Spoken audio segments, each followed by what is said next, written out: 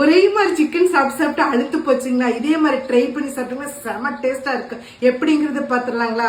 1/2 kilo broiler chicken, 2 பெரிய வெங்காயம், 2 பச்சை மிளகாய், மஞ்சத்தூள், ராதுஸோட கறித்தூள் 2 ஸ்பூன், 1 ஸ்பூன் இஞ்சி பூண்டு பேஸ்ட், அளவான உப்பு, 1 லெமன் ஜூஸ், கஸ்தூரி மேத்தி. நல்லா கலக்கி 1/2 மணி நேரம் ஊற வச்சுக்கலாம். நல்லெண்ணெய் 2 ஸ்பூன்,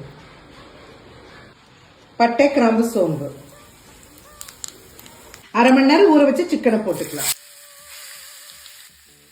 லைட்டா தண்ணி ஊற்றி அப்பப்ப கலக்கிட்டு போங்க.